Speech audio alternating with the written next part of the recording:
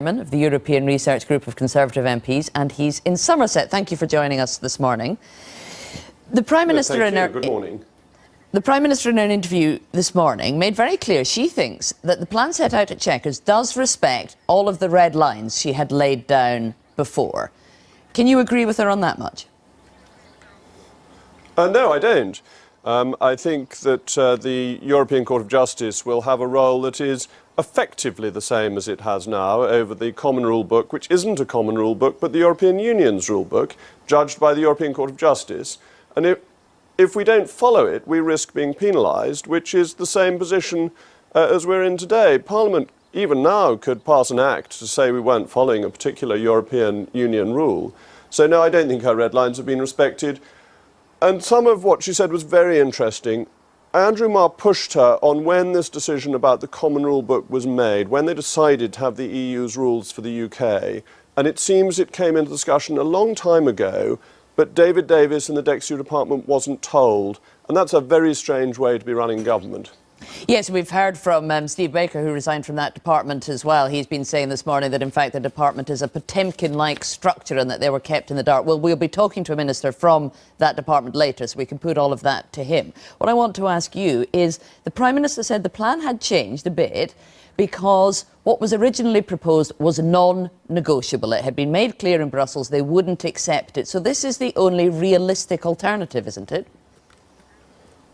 This seems to me a hopeless way to negotiate, that you accept what the other side says at an early stage of the negotiations as holy writ. And we've done that the whole way through. The staging of negotiations was a mistake. We should never have agreed to that. In a negotiation, two sides say what they want. You don't just as one side say, oh, well, the EU said this, we must follow it.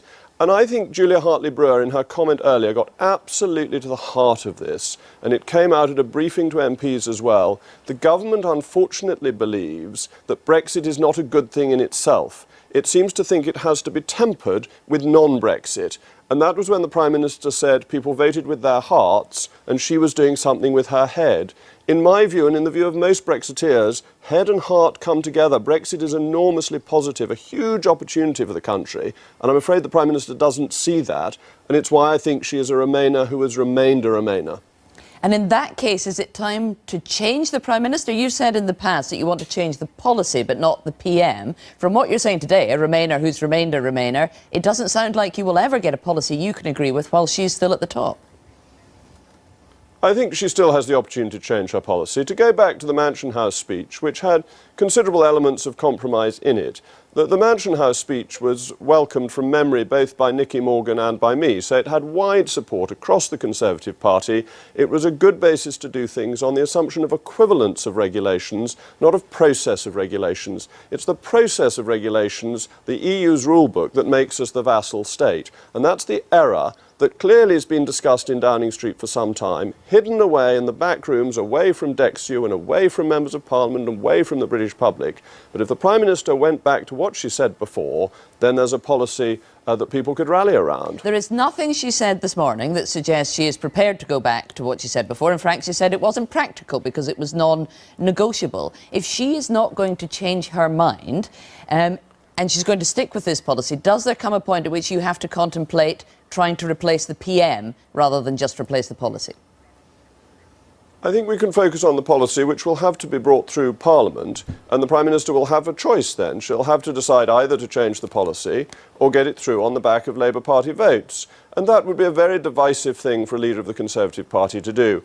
I'm sure Theresa May does not want to split the Conservative Party, and therefore she will find that the inevitable consequence of the parliamentary arithmetic is that she will need to change it to keep the party united. But you say that she has broken trust, so why would you believe her if she were to make some changes to this plan? Because they'll come through in legislation, and legislation is a clear statement of fact rather than waffly promises. It is a worry, you're quite right, that the Prime Minister was so clear that Brexit meant Brexit and she had her red lines, and these have now gone, and trust is to some extent at the heart of policy making, so that does concern me. So there is legislation coming before the House of Commons this week. The customs bill will be there tomorrow. Are you prepared to vote against elements of that? And how many of your Conservative colleagues do you think will rebel? Well, I think the bills themselves are sensible bills overall and are a necessary part of preparation for no deal in the event that that was what was to happen.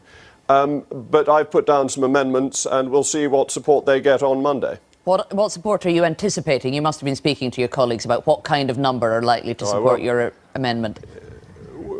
Well, we'll have a meeting on Monday and we'll know then more clearly what the numbers will be. I wouldn't like to make a forecast on the numbers this morning.